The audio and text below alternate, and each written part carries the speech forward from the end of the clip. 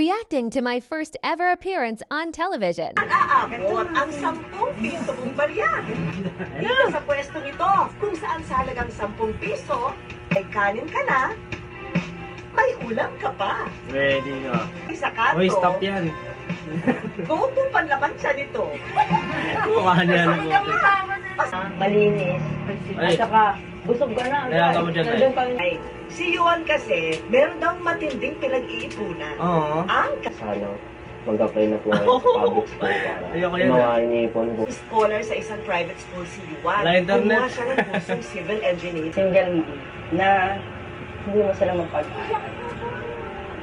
Kaya, Drama? Diyos ko. hindi ko rin Gastos nung pag-ambag sa bahay tsaka sa Uy, savings. lol.